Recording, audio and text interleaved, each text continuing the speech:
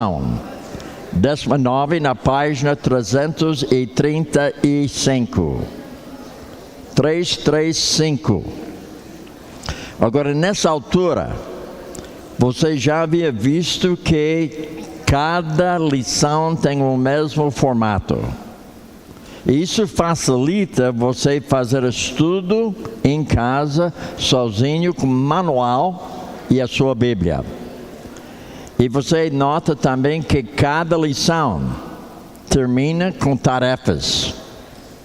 E ela orienta você às tarefas que devem ser feitas todo dia, para que depois de 7 dias, você completou tudo que está dentro daquela lição. Agora você nota que eu estou dando para você uma parte da lição. Eu não estou dando tudo ela para você. Mas eu estou dando para você o que eu creio que é mais importante para colocar água na boca, para que depois você possa abordar com calma durante uma semana.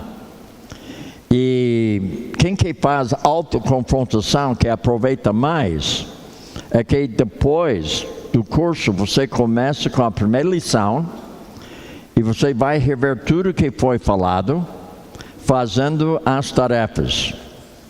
Agora eu já entendo que a maioria não faz isso. Aquele que não faz, perde. Porque quando você faz as tarefas, você começa a entender melhor o assunto. O mais que você entende, mais fácil para você colocar na prática. Agora, na última lição, nós havíamos tratado depressão. Agora, eu não falei tudo sobre aquele assunto, mas eu falei o tanto que é necessário para você compreender como a Bíblia tem resposta para a depressão. E lembra que nós tratamos 4 elementos. Entender seu problema, meu problema, da perspectiva bíblica. Isto é a base, essa palavra é suficiente. Ela é verdadeira, ela é fiel. Ela me confronta, ela me anima, ela me instrui. Então, ela fornece tudo o que eu preciso para eu ter uma vida correta diante dele. Agora, o Espírito Santo me capacita para que eu possa compreender melhor a palavra e também me capacita para praticar. Lembra que o fruto do Espírito que é amor, alegria, paz, longanimidade, benignidade, bondade, fidelidade, mansidão, domínio próprio. Quando você se submete a Deus, você vai ter uma facilidade em praticar a palavra. Não é difícil. O que é difícil? Negar a si mesmo. Uma vez que você se nega, submetendo a Deus, você consegue, porque o Espírito Santo capacita você. O momento que você precisa um pouco mais de ajuda, você tem oração que é vital para a sua vida. Então, lembra que a Bíblia, você precisa entender seu problema da perspectiva dela. Nos 3 níveis, no coração, ação e também no comportamento e no falar, no sentimento. E também nós entendemos que a Bíblia sempre tem resposta para mim. Essa resposta facilita para eu lidar biblicamente com um problema que foi identificado utilizando a Bíblia na minha vida. Agora, isso requer mudança no meu modo de pensar, falar, agir. Mas para isso acontecer, eu preciso ter um plano. Sem plano, nada vai para frente. A maioria dos crentes não tem plano espiritual. Eles ficam braços cruzados pensando que Deus vai fazer a obra. Ele faz a obra, mas você precisa corresponder com Ele. Quando você foi convertido, você correspondeu com Ele. Então você foi realmente confrontado pela palavra e você correspondeu com Ele. Houve arrependimento genuíno, houve fé salvífica, onde você colocou a sua confiança totalmente na pessoa de Deus, e houve então uma reconciliação entre você e Deus, porque você foi perdoado. Então nós temos que entender que o plano é necessário. Eu preciso orar e agir. orar e agir. O amor, sempre uma ação. O amor não é algo passivo, mas algo ativo. Quando o amor se torna algo passivo, não tem valor. O amor sempre é ativo. Muito bem, então página 335, nós vamos abordar novamente 4 elementos nessa lição. Mais uma vez, entender seu problema na perspectiva bíblica, 3 níveis: coração e ação, sentimento. Esperança bíblica tem solução, segundo elemento. Terceiro elemento, mudança no seu modo de pensar, falar, agir, mudança bíblica. O último elemento, então, prática bíblica que resulta em mudanças permanentes, que requer 2 planos: plano diário e plano de tentação. Como você já havia aprendido, que cada lição tem chave. De novo, nós temos 2 chaves aqui. Veja Mateus 6, 3, 4, que grita o seguinte: buscai. Buscai, pois, em primeiro lugar, seu reino, a sua justiça. Agora, quando você procura, ou seja, busca a justiça de Deus, quer dizer que você quer ter uma vida ativa na justiça de Deus, onde você pratica a palavra. Quando você procura a justiça de Deus, quer dizer que você está se colocando no eixo para praticar a palavra. Agora, todas as coisas vos serão acrescentadas, portanto, não vos inquieteis. Você percebe que é isso imperativo? Quando o verbo imperativo, não tem opção. Há questão de obedecer ou desobedecer.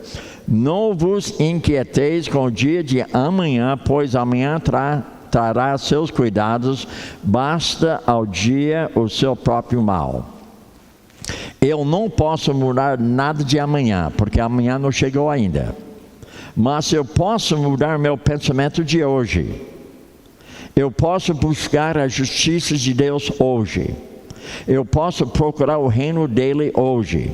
Quando se procura o reino de Deus, você está dizendo o seguinte, que o reino de Deus domina no seu coração. Então, ele é soberano. Ele deseja dominar no seu coração para que você possa saber como lidar diariamente com os seus problemas, com as suas provações, com as tribulações, com as decepções, para você entender como lidar biblicamente. Agora, notem que ele fala, não vos inquieteis, ou seja, não seja ansioso. A pessoa ansiosa não consegue nada. Ela fica paralisada no pensar e imobilizada no fazer. Agora, segunda chave, no amor não existe medo. Antes, grifa, o perfeito amor lança fora o medo. Então você percebe nesses 2 trechos bíblicos tem 2 coisas interessantes: despojamento, revestimento, desabituar-se, reabituar-se. Agora, o perfeito amor lança fora o medo. Ora, o medo produz tormento, logo aquele que teme não é aperfeiçoado no amor, ou seja, não tem maturidade. A pessoa não cresce, não tem maturidade, fica como um neném, não vai para frente. Agora, eu quero colocar algo para você, uma pergunta boba. Eu achei essa pergunta interessante. Eu vou fazer uma pergunta boba, mas você vai entender. Está pronto para ouvir? O seguinte: quantos de vocês, nos últimos 7 dias, cometeu adultério? Levanta a mão. Ninguém? Agora, segunda pergunta: quantos de vocês, na última semana, tinha um dia que você ficou preocupado, ou com medo, ou com um pouco de ansiedade na sua vida? Levanta a mão. Agora, o que eu vejo interessante com isso aí é o seguinte: você não tem vergonha nenhuma levantar a mão dizendo que eu pequei contra Deus. Mas quando eu falei sobre adultério, você acha que é adultério tão sério que você não comete. Mas você percebe como facilidade que você comete pecado de medo, preocupação e ansiedade. Isso ofende a Deus. O que você pensa que não agrada a Deus, ofende a Ele. Veja comigo, Mateus capítulo 5, verso 21, que diz assim: ouvistes que foi dito aos antigos, não matarás, quem matar estará sujeito a julgamento. Eu, porém, vos digo que todo aquele que sem motivo se irar contra os seus irmãos estará sujeito a julgamento. Então, quer dizer que o pensamento é tão mau como a ação. Para Deus, os dois são iguais. O pecado não tem tamanho. O que tem tamanho? As consequências. Claro que se eu tenho uma ira contra uma pessoa, então para Deus isso é como se fosse matando ela. Agora, na prática, a consequência é diferente. Se eu tenho ira contra uma pessoa, eu ofendi a Deus e a pessoa. A consequência é menos, mas a consequência entre você e Deus é o igual, porque você ofendeu Ele. Qualquer pecado ofende a Deus. Não tem um pecado que ofende mais que o outro. Todos eles ofendem a Deus. As consequências têm tamanho. Pecado não tem tamanho. Veja no verso 28, aliás, 27 e 28, no mesmo capítulo. Ouvistes que foi dito, não adulterarás. Eu, porém, vos digo, qualquer que olhar para uma mulher com intenção impura no coração, já adulterou com ela. Então, Deus é ofendido de tal maneira, com pensamento ou com medo, ansiedade, tanto como adultério ou matando alguém. Para ele, a mesma ofensa. Para nós, as consequências têm tamanho. Mas para o pecado, todo pecado igual. Então, quando eu fiz a pergunta, quem que tem cometido adultério, normalmente ninguém levanta a mão. Porque você sabe que é um pecado mesmo, não é? Mas ansiedade, medo, preocupação é um pecado. E é interessante como você peca e admite logo, olha, eu pequei essa semana, aleluia, pequei. Não, gente. É para você entender que quando você levanta a mão dizendo que eu fiquei ansioso essa semana, você admitiu que você ofendeu a Deus. Mas você levantou a mão sem vergonha. Deu para entender?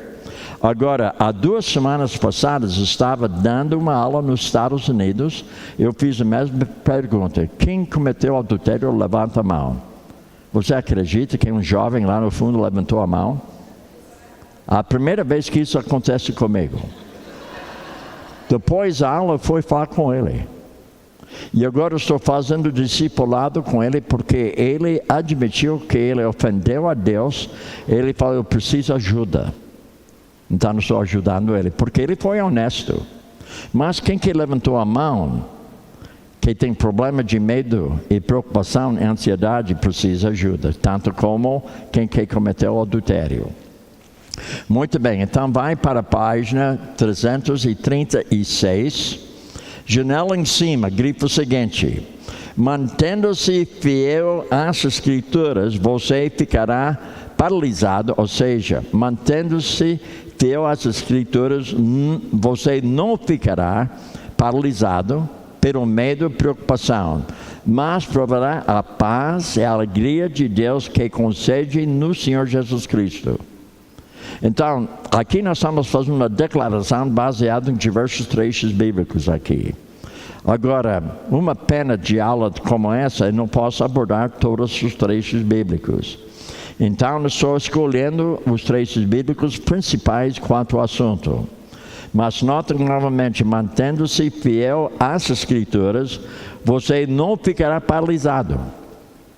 Agora, o que acontece é que a pessoa que tem ansiedade, ele fica paralisado no pensar, fica imobilizado no fazer. E para você entender melhor, vai para a página 339, 339. Tentando, ou seja, tentando ao medo e à preocupação.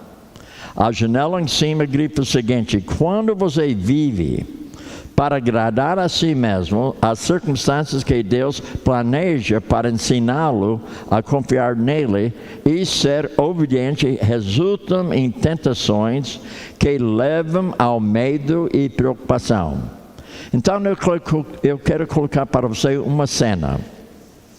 Vamos supor que nessa esquina aqui atrás da igreja, que seja na frente, né? Que fica bem aqui nessa esquina. Vamos supor que 2 carros bateram lá. E tem 3 pessoas olhando para aquilo que aconteceu. Uma delas fala: eu não aguento ver sangue, eu vou embora. A pessoa tem medo de ver sangue. Eu não aguento, a pessoa foi embora. Tem outra pessoa que fica olhando aquilo que aconteceu, ele pensa assim: olha, alguém tem que fazer alguma coisa. Eu mesmo não tenho como, mas alguém tem que fazer alguma coisa. A terceira pessoa não pensa em si, vai lá para fazer alguma coisa. Mas todos os 3 haviam visto a mesma coisa, mas tinha 3 reações. Uma pessoa fugiu, outra pessoa ficou paralisada, imobilizado. A terceira pessoa não pensou em si e foi lá para dar socorro. Agora, o que aconteceu nos Estados Unidos ontem? Numa escola, 2 jovens alunos lá entraram com um revólver. 2. Então, eles queriam matar seus colegas. Então, o que aconteceu? Um jovem foi morto lá devido ao fato que ele não pensou em si, ele foi para agarrar quem que tinha o revólver. Ele não pensou na sua vida. Então outro jovem tirou nele e ele morreu. Mas ele salvou a vida de diversas pessoas dando a sua vida, mas ele não pensou em si. E tinha outros que tinham medo e se esconderam daquele que tinha revólver. Então você percebe que tem pessoas que têm reações diferentes. Então aquele jovem, ele não pensou em si, ele pensou: como eu posso agarrar essa pessoa para que ela não mate outro jovem aqui na minha sala de aula. Ele deu a sua vida porque ele não pensou em si. Então, como eu falei, esse acidente que foi aqui na rua, vamos dizer, batido de 2 carros, uma pessoa foge, outra pessoa fica paralisada, imobilizada, a terceira pessoa não pensou em si e foi lá para dar socorro. Então, você tem que avaliar a sua vida. Como você ia reagir? Você pensa em si primeiro ou você pensa na necessidade da pessoa que foi ferida lá no carro? Deu para compreender? Muito bem. Agora, logo abaixo, nós temos situações em que você é tentado ao medo e preocupação. Lista parciais independentes. Então eu vou chamar a atenção talvez de 2 coisas em cada coluna. Circunstâncias da vida. A pessoa normalmente tem certa preocupação ou ansiedade no sentido de cirurgia iminente. Então ele precisa deixar esse medo e essa preocupação. Porque o medo e preocupação não vai resolver nada na cirurgia, sabia? Até complica. Às vezes complica de tal maneira que você nem consegue entrar na sala de cirurgia, porque você tem uma preocupação tão pesada.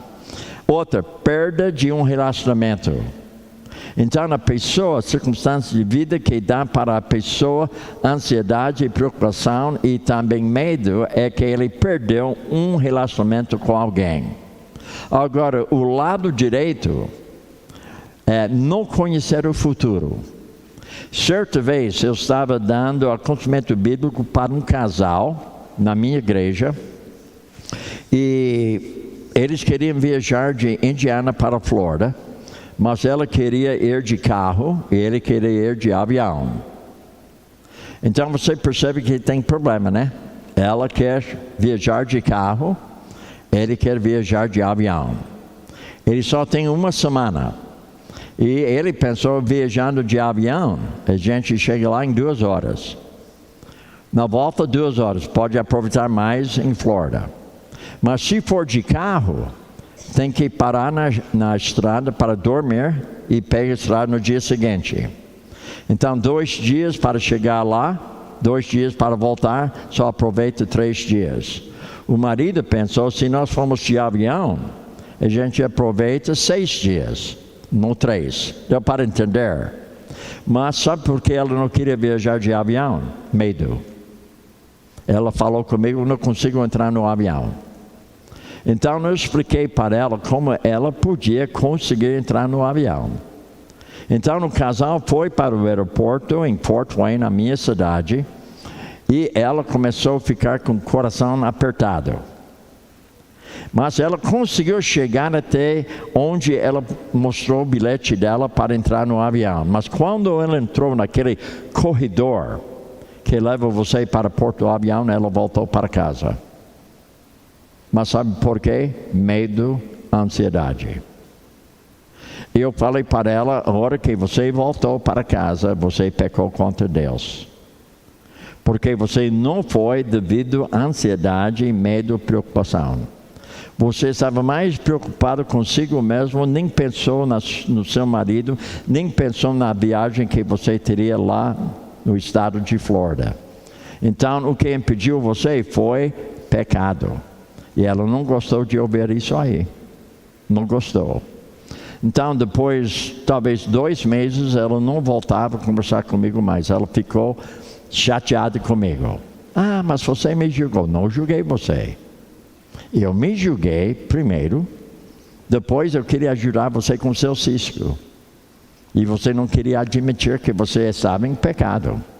Agora, hoje, ela viaja de avião. Ela venceu. Então, percebe, irmãos, muitas vezes você não faz o que é correto devido à ansiedade.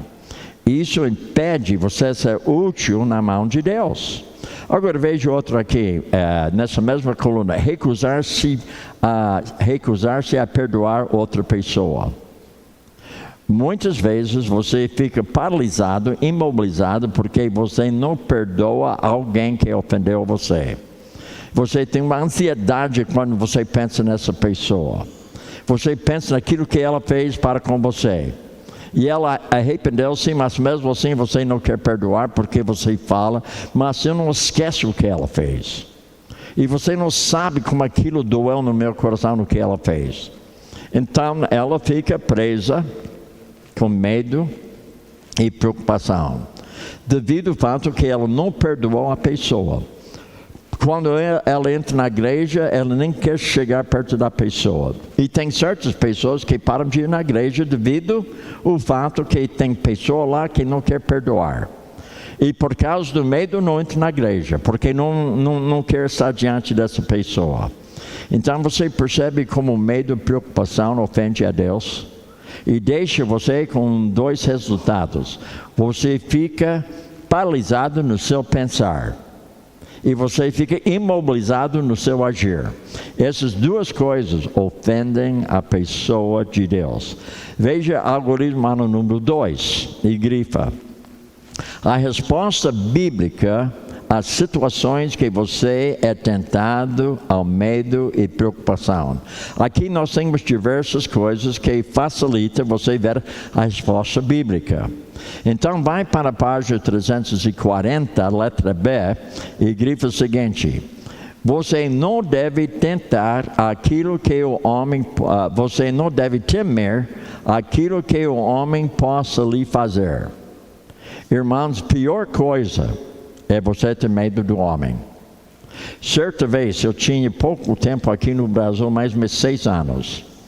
E entre os 6 anos, eu passava 5 anos lá no Amazonas. Em vez de falar a língua portuguesa lá, eu falava a língua dos índios. Porque a gente não falava tanto a língua portuguesa, mas eu tinha 1 ano de estudo na língua portuguesa, mas durante 5 anos eu não podia utilizar a língua. Porque estava com os índios não falavam português. Então, eu mal falava português naquele tempo. Eu entendia algumas coisas, tinha uma boa base, mas eu não tinha como me expressar bem na língua portuguesa. E certo dia, o conselho lá em Manaus me convidou para fazer palestra em Vianópolis. E Vianópolis era sede da Missão Novas Tribos naquele tempo, no setor leste. Eu não quis fazer palestra lá, porque eu pensei comigo, se eu fizer palestra lá, os outros americanos vão me criticar porque eu não falo tão bem como eles falam. Você percebeu o problema? Eu não queria aceitar convite devido ao medo. Mas Deus permitiu que o conselho me convidasse para dar palestra lá. Mas eu não queria. Eu fiz tanta desculpa, mas eles podiam ver que era questão de medo. Então, enfim, eu aceitei. Quando eu fui lá em Vianópolis, eu fiquei hospedado na casa de alguém lá. E durante a noite eu não dormi. Eu passei a noite toda em branco, porque eu tinha medo. Eu tinha medo da crítica dos americanos. Eu sei que o brasileiro me perdoa, mas o americano não perdoa. Agora, a razão que eu sei que o americano não perdoa, porque eu sou americano, não perdoava, né? Então, eu tinha uma dificuldade mesmo pregar lá. Mas sendo que eu já aceitei, eu tinha que chegar lá. Agora, lembra que eu tinha medo e passou a noite toda sem dormir. O dia seguinte, quando fui lá, eu estava na plataforma aguardando a minha apresentação. Ou seja, depois alguém ia me apresentar como palestrante. Mas eu fiquei lá, puxa, não sei se eu vou conseguir. E de repente caiu a ficha, passou o cartão. Bill, você está procurando agradar a você e não a mim. Você fala. Agora, eu sei que eu pisei na bola em algumas coisas. Mas, irmãos, eu aprendi naquele momento, medo do homem deixa você paralisado e imobilizado. Hoje, eu não tenho medo de ninguém. Agora, às vezes no nível de sentimento a gente tem. Cada vez que eu dou aula, tenho certo medo que eu vou pisar na bola, né? Mas eu tenho que pensar, dominar aquele sentimento de medo para não me dominar. Deu para compreender? Porque, irmãos, para eu dar aula em inglês é muito mais fácil. Português não é fácil para mim. Então, o que acontece? Se eu não tenho cuidado, o medo impede a gente dar uma boa aula. Então, eu não posso pensar em mim. Então, quando percebo vocês aqui hoje à noite, toda noite vocês estão passando 3 horas comigo, toda noite durante 5 dias. Isso é um sacrifício para você. Então eu tenho que dar o melhor para você. Você merece o melhor do Bill. O Bill não pode pensar no Bill. Bill tem que pensar em você. Isso já facilita eu vencer aquele sentimento de medo e ansiedade, porque eu não falo português com liberdade como você fala. Mas eu vou me esforçar fazer o melhor possível com a ajuda de Deus. Então aquilo tira medo de mim. Irmãos, eu não tenho preocupação nenhuma o que você pensa do meu falar, uma vez que você me entende. Se não me entende, eu tenho preocupação correta. Mas se você está me entendendo, mesmo que eu tenha sotaque, eu penso comigo mesmo, a minha meta é falar a maneira mais, ou seja, melhor para você possa compreender. Eu não tenho como fugir do sotaque americano. Como eu falei para vocês ontem, que eu estava lá no elevador, o cara entrou lá, ele queria saber se era judeu. Mas por que você acha que eu sou judeu? Sotaque. E você tem barba que nem judeu e careca. Então eu falei para ele, não sou judeu, mas eu tenho o mesmo pai que eles têm. Eu aproveitei para evangelizar. Em 3 minutos, do piso 0 até 14º, ele estava comigo. Ele não tinha como escapar, porque a porta está fechada. Então, eu aproveitei em 14 andares colocar para ele a palavra de Deus. Dá para entender, gente? Mas, olha, veja, o medo pega. Mas quando você deixa o medo de lado, você faz a obra de Deus. O fato que eu tenho sotaque fez com que eu pudesse evangelizar. Se fosse Roberto lá, ele não teria falado com ele. Mas se ele falou comigo, você deve ser judeu. Muito bem, agora veja a letra B. Novamente, você não deve temer aquilo que o homem possa lhe fazer, mas confiar em Deus e responder com ações motivadas pelo cuidado amoroso dele. Então, eu fiz justamente isso aí, lá em Vianópolis. Eu coloquei a minha confiança nele. Eu agi de acordo com a palavra de Deus. Eu agi de acordo com a minha capacidade. Deu para compreender? Deus não requer nada de você que você não pode fazer, mas o que você pode fazer, Ele requer de você. Agora veja a letra C e grifa. Você não pode, ou seja, você não deve se preocupar, ficar ansioso, pois a preocupação revela a falta de confiança em Deus e o impede de ser espiritualmente frutífero. A coisa mais fácil para você perder uma vida frutífera é medo, ansiedade. Até eu fiquei boca aberta quando você levantou a mão. Eu passei a semana ansiosa. Mas, irmãos, isso deixa você sem fruto na sua vida, porque o pecado é contra Deus.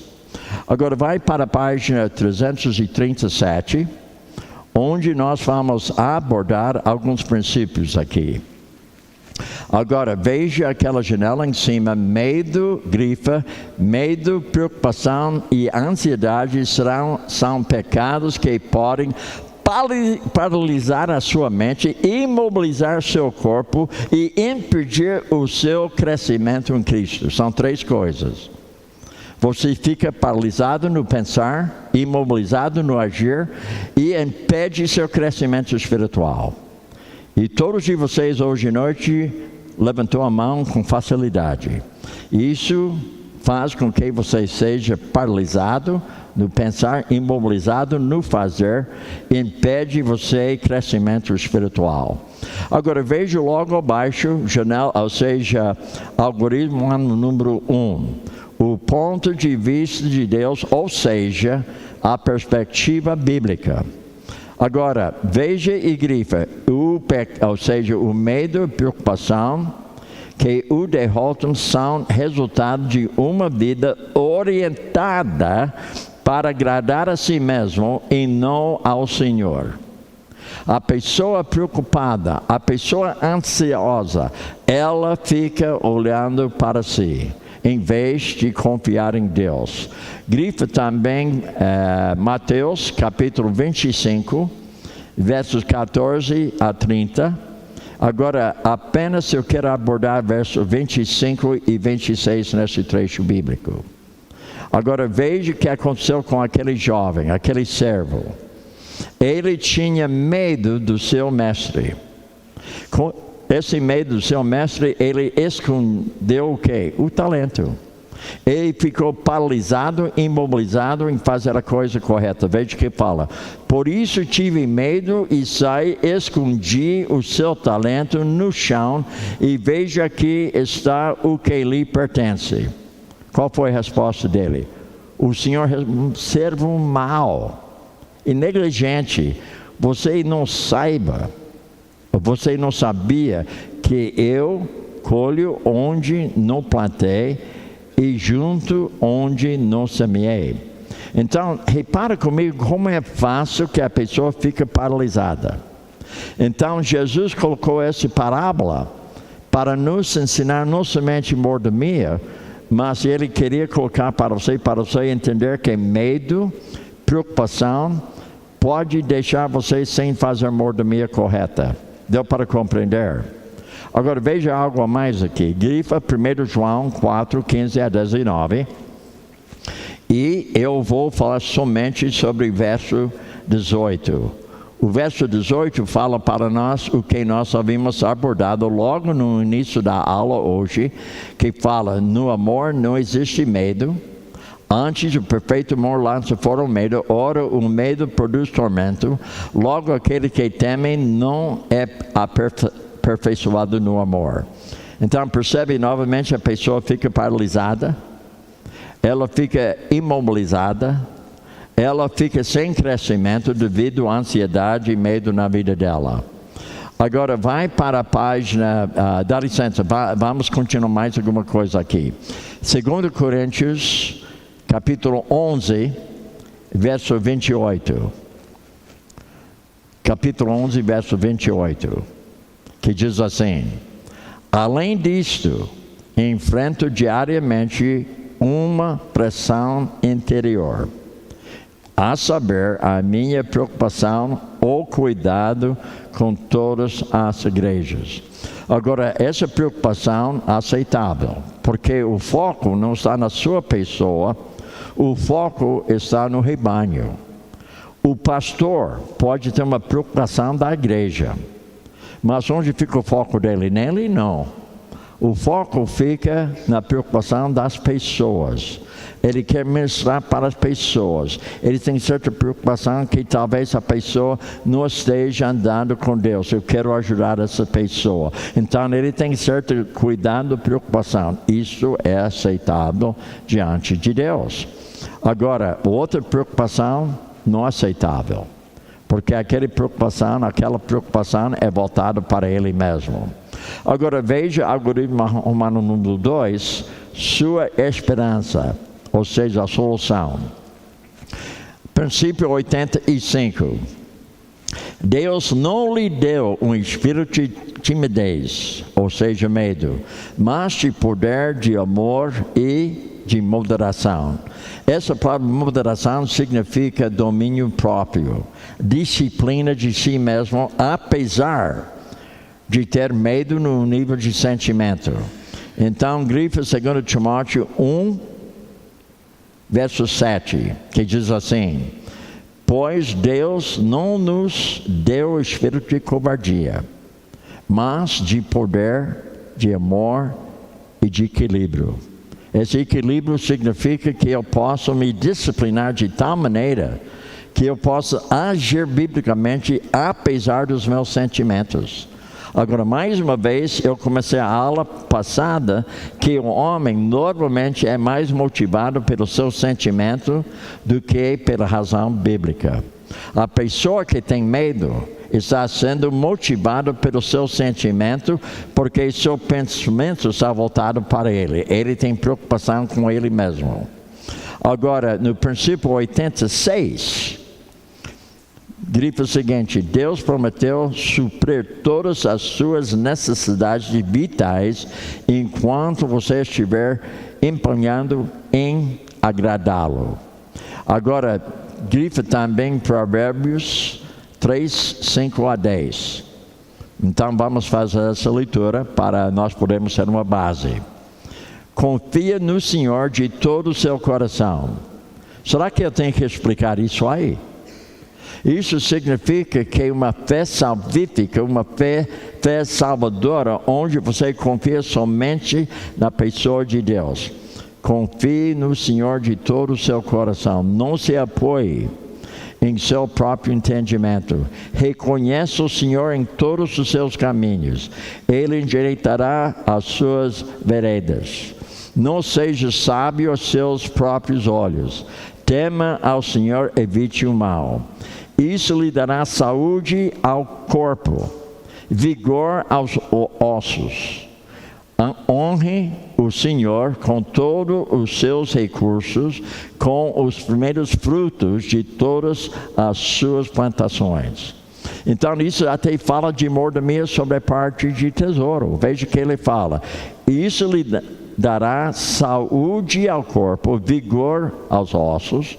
Isso fala da parte orgânica. Honre o Senhor com todos os seus recursos, os primeiros frutos de todas as suas plantações. Veja ainda, os seus celeiros ficarão plenamente cheios, os seus barris transbordarão de vinho. Então, ele está dizendo que às vezes a preocupação, a falta de confiança no Senhor impede você ser um bom mordomo daquilo que Ele colocou para você. Agora veja outro trecho bíblico aqui que é importante. Grifa Romanos capítulo 8, 35 a 39. Esse trecho fala claramente algo importante para a nossa vida. Só que eu vou começar com Romanos 8, 28 e 29. Sabemos que Deus age em todas as coisas para o bem daqueles que o amam e dos que foram chamados de acordo com o seu propósito. Pois aqueles que de antemão conheceu também os predestinou para serem conformes à imagem de seu Filho, a fim de que ele seja o primogênito entre muitos irmãos. Agora, verso 35. Quem nos separará do amor de Cristo?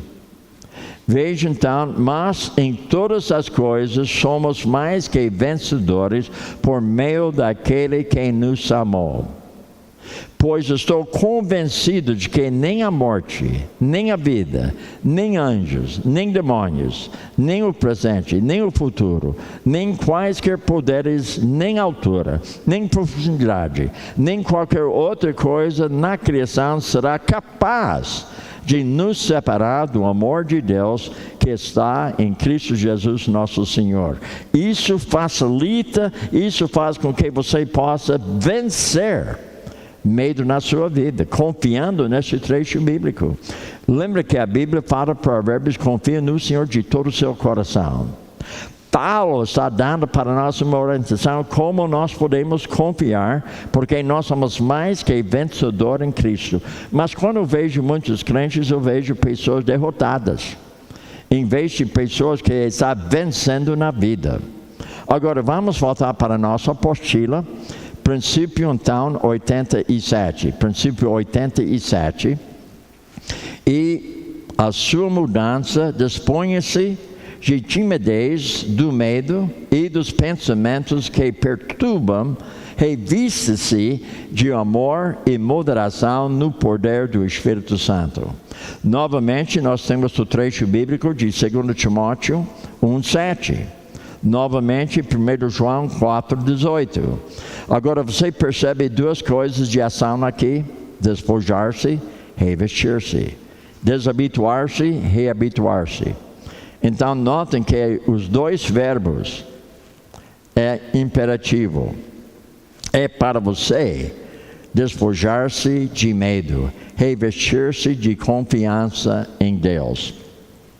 Agora veja o algoritmo ano número 3 e princípio 88. Disponha-se de preocupação egocêntricas com respeito ao futuro. Grifa também Mateus 6, 25 e 34.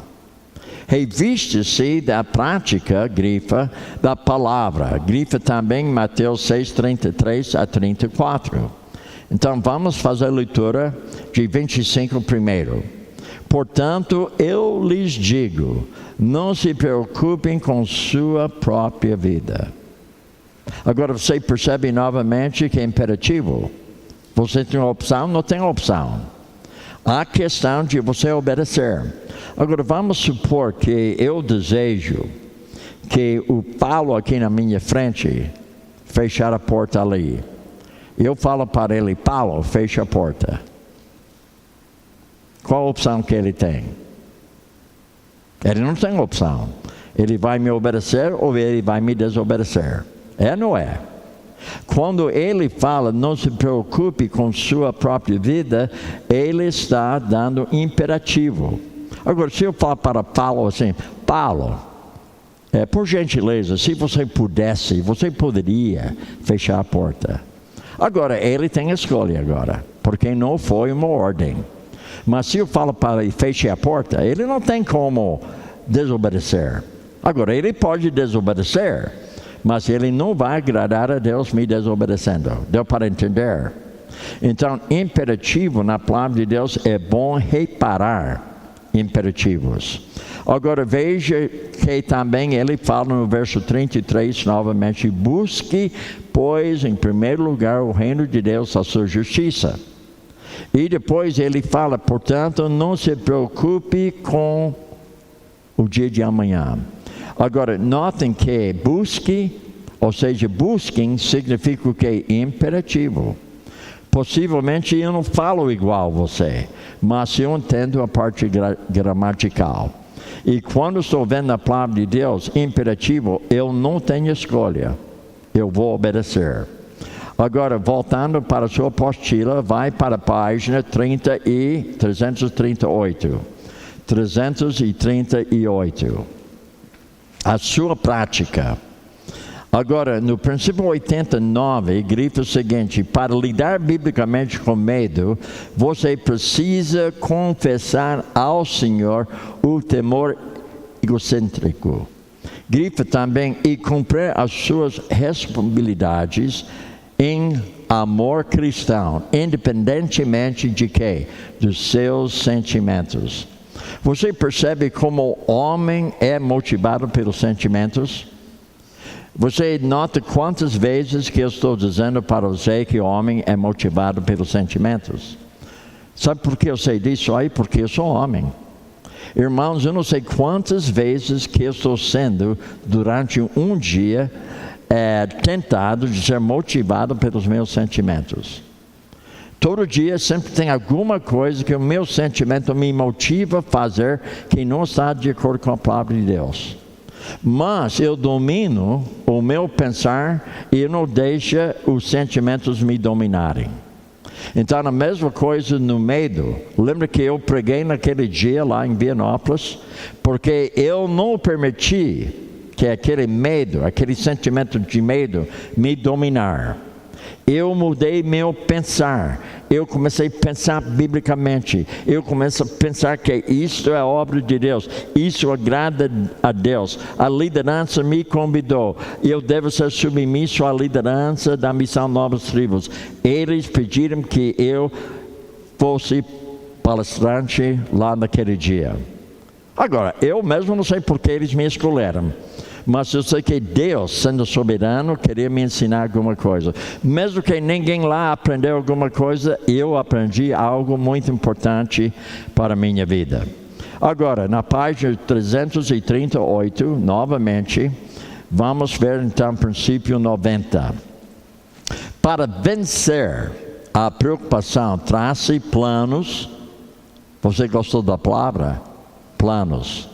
O crente é preguiçoso quanto planos. Ele fica ouvindo, mas ele não fica escutando.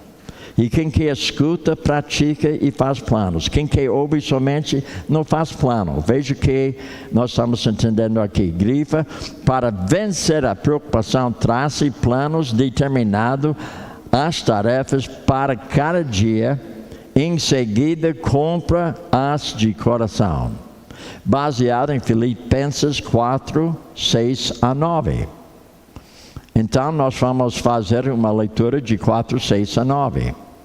Veja que ele fala: não andem, imperativo novamente, você percebe?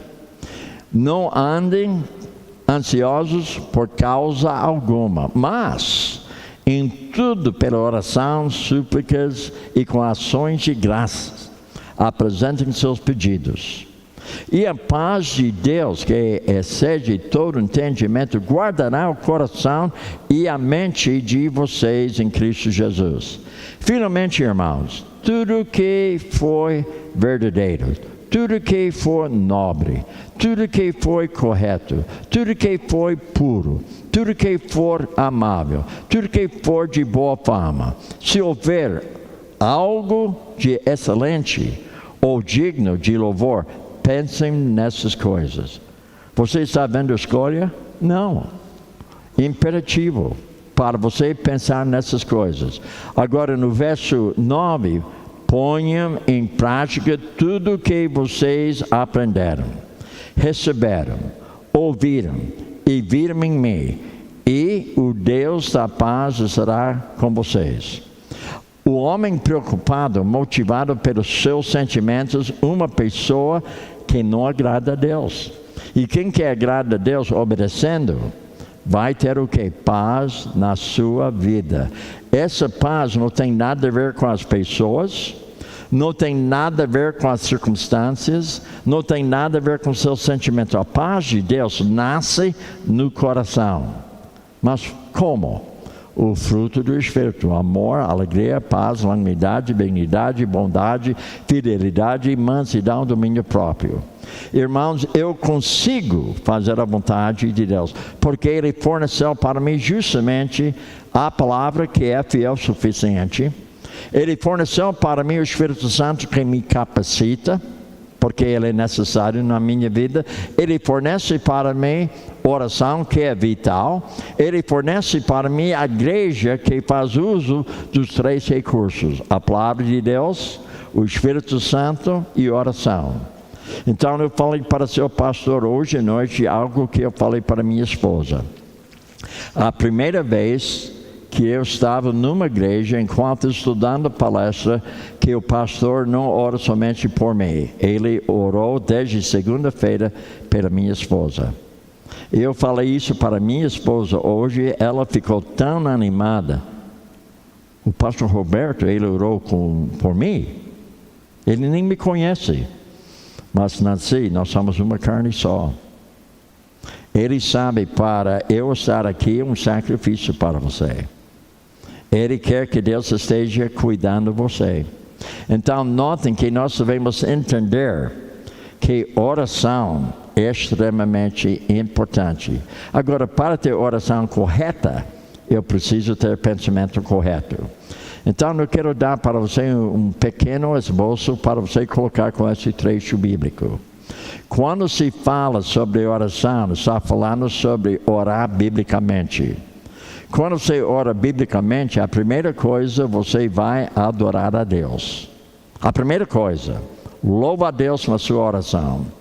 A segunda coisa, você vai ser uma pessoa que ora, que Deus esteja orientando a sua vida de tal maneira que você possa ser mais útil na mão dele. No terceiro lugar, você suplica pela necessidade de outras pessoas. E no quarto lugar, você agradece a Deus pela resposta que você nem recebeu ainda.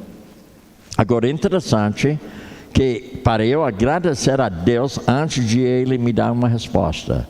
Por que eu vou agradecer? Porque a resposta que Ele fornece para mim talvez não seja a resposta que eu estou querendo.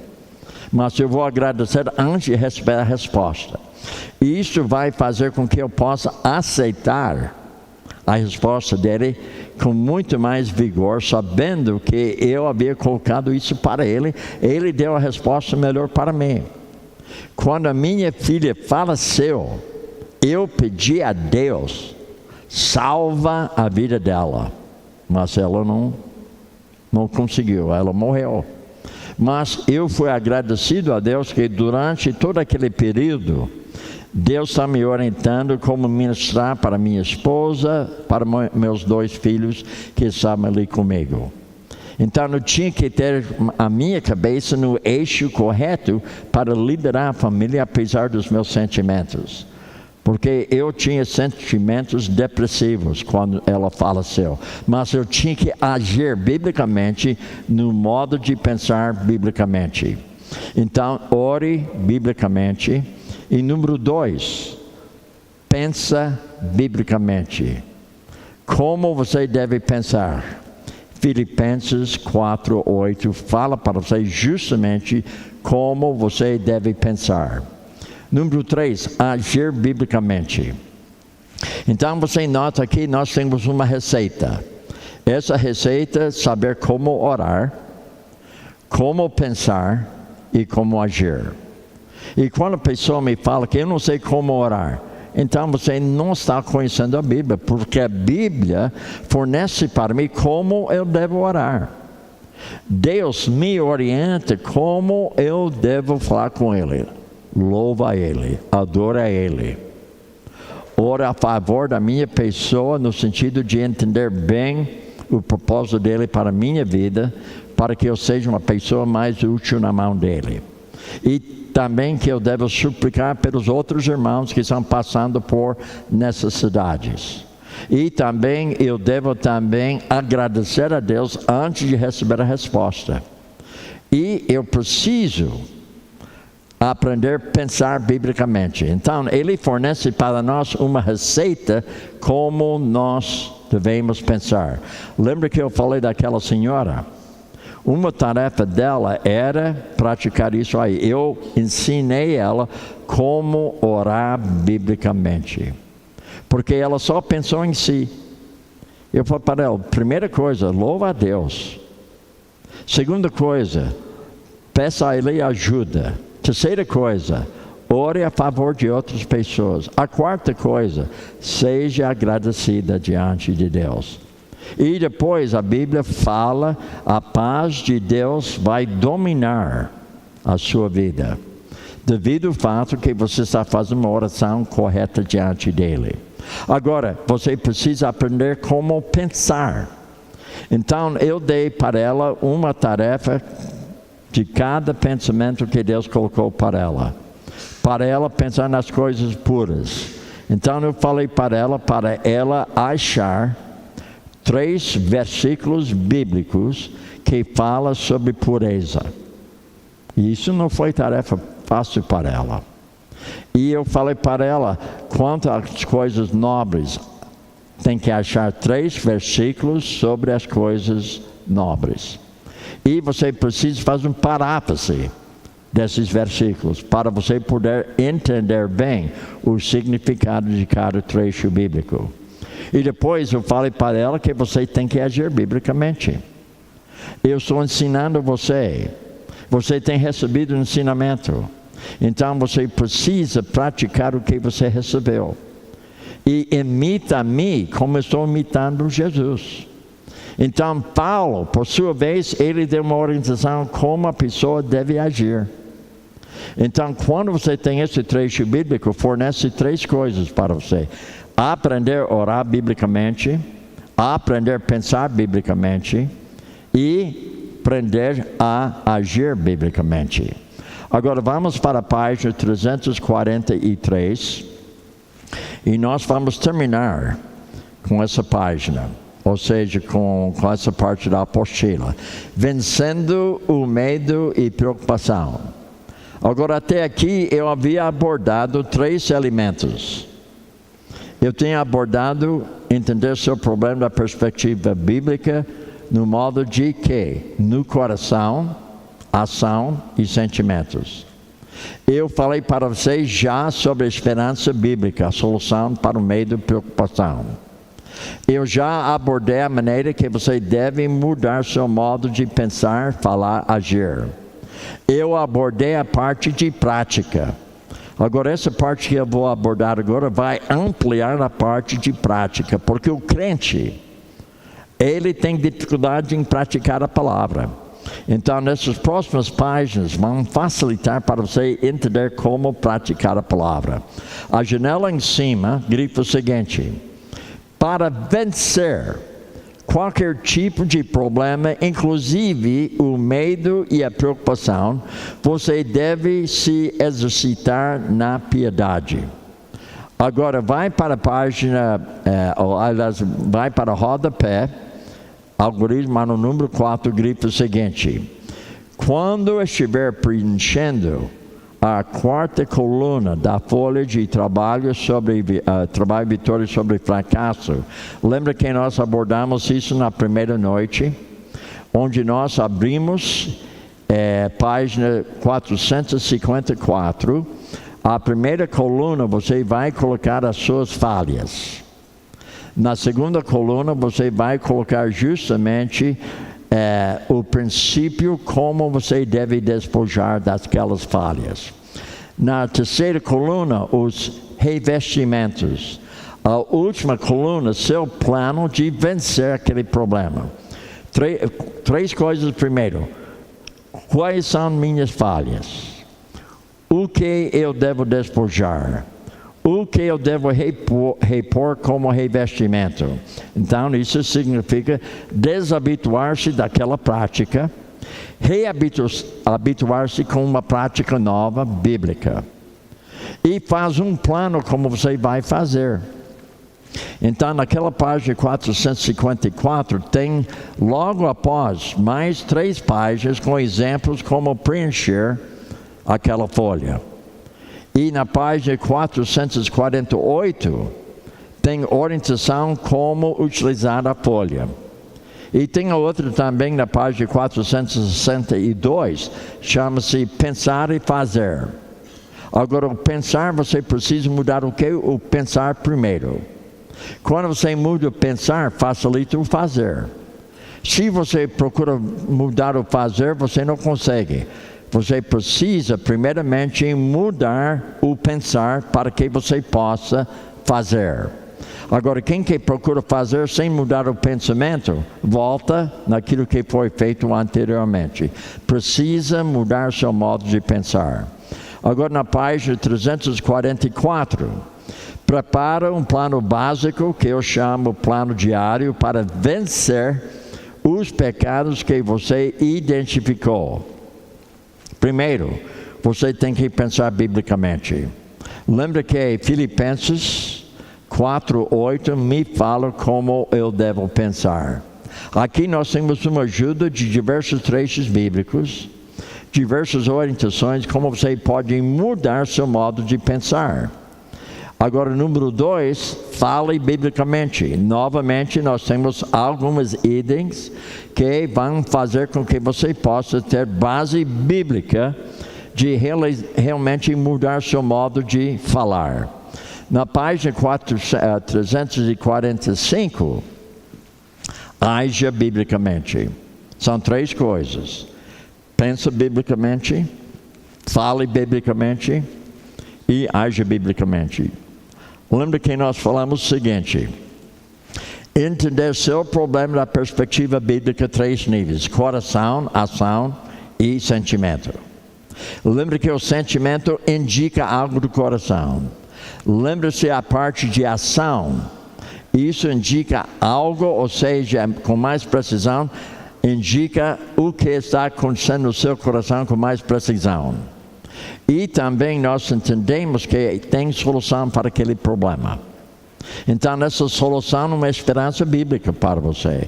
Mas isso requer mudança no seu modo de pensar, no seu modo de falar, no seu modo de agir. Então, essa folha que eu abordei agora facilita, faz com que você possa ter justamente um plano para mudar seu modo de pensar quanto ao medo. Um plano como mudar seu modo de falar sobre o problema de medo e preocupação. E como você deve agir biblicamente em face de uma preocupação sua. Vai para a página 347 e veja letra C. Ponha em prática, grifa, o plano básico, ou seja, plano diário. Cumpra-o de coração como para o Senhor. Letra D.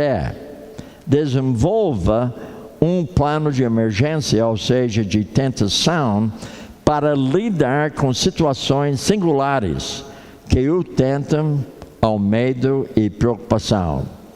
Agora, para terminar, veja então número 5 na rodapé.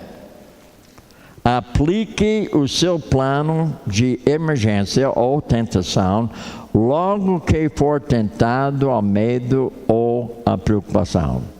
Então, o que nós temos abordado hoje à noite? Nós temos abordado justamente 2 aulas sobre 2 assuntos bem importantes. Primeiro foi depressão. E quando nós abordamos depressão, nós abordamos 4 elementos. Entender seu problema da perspectiva bíblica, 3 níveis: coração, ação e sentimento. Abordamos também a esperança bíblica tem solução. Abordamos também justamente que requer mudança no seu modo de pensar, falar e agir. E você precisa ter uma prática bíblica que resulte em mudanças permanentes, utilizando 2 planos que eu abordei hoje à noite. E quando nós passamos para o assunto de medo e preocupação, você percebeu como facilidade você admitiu seu medo, preocupação, ansiedade. E a maioria que levantou a mão, você nem tinha vergonha de levantar a mão. Mas, irmãos, quando você fala que você tem preocupação, ansiedade, medo, ofende a Deus. Impede você ser útil na mão dele. Faz uma barreira entre você e Deus. Você não é mais útil na mão dele. enquanto você tem esse problema. E novamente nós abordamos o quê? Nós abordamos, identifica seu problema biblicamente. Coração, ação, sentimento. Abordamos novamente o quê? Esperança bíblica tem solução. Abordamos novamente o quê? Mudança bíblica, que requer o quê? Pensar corretamente e também falar corretamente e se comportar corretamente. E nós abordamos prática bíblica que resulta em mudança permanente, que precisa de 2 planos. Plano diário e plano de tentação. Agora, amanhã nós vamos abordar algo muito importante para a maioria das pessoas. Pecados escravizadores. 2 lições. A primeira tem 2 elementos. Entender seu problema da perspectiva bíblica, 3 níveis, concernente pecados escravizadores. Tem solução para esses pecados escravizadores. Então, isso fornece o quê? Esperança. A segunda parte, nós vamos abordar também mais 2 elementos. Quais são?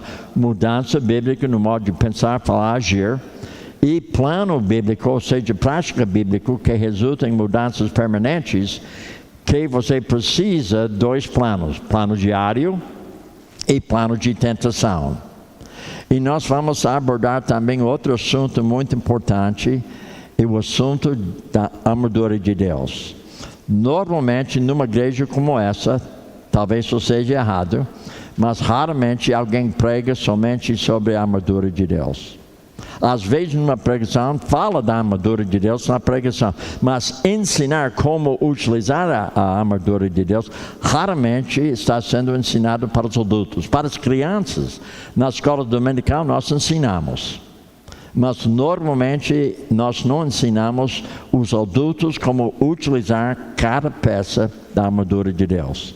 Inclusive, eu tenho um módulo somente sobre a armadura de Deus, onde eu tenho 10 palestras para ensinar o crente como utilizar na maneira prática a armadura de Deus no dia a dia.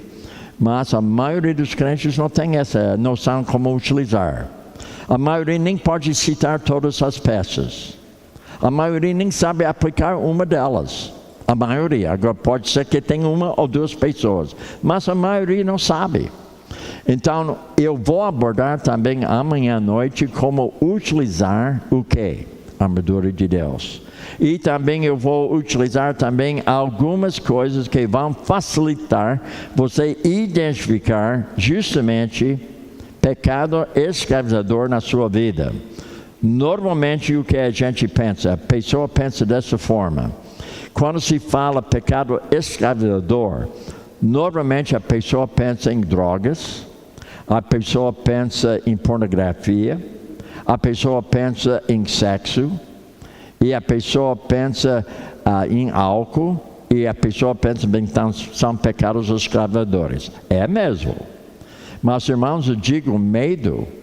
Se você pratica medo, mais do que uma vez por semana, você tem pecado escravizador. O fato que você levantou a sua mão hoje à noite, quem que levantou a mão, eu digo para você, possivelmente, você tem um pecado escravizador que se chama medo, preocupação, ansiedade. Se tem pessoa que está sendo dominado pela depressão, sentimentos depressivos, novamente, cuidado, você tem pecado escravizador, que você não sabe como largar depressão na sua vida. Eu vou ajudar você amanhã à noite a entender como você pode identificar aquilo na sua vida que impede mais do que qualquer outra coisa. Muito bem, parabéns para o Bill. Ele está terminando 6 minutos antes do horário, mas você me deve 7. Mas sendo que eu estou terminando 6 minutos antes, você me deve 13 minutos. Mas eu não sei se eu vou cobrar, mas possivelmente até eu poderia cobrar. Mas hoje à noite eu quero terminar por 2 motivos. Primeiramente, pela sua cara, eu percebo que você tem cansaço. Isso não me ofende, porque eu sei que depois de 3 horas, se você não tem um pouco de cansaço, você nem é ser humano, né? Todo mundo que trabalhou durante o dia e passa 3 horas com o pastor Bill aqui, não é fácil. Mas, por outro lado, eu passar 3 horas com você também não é fácil. Não, brincadeira. Mas também eu estou cansado. Mas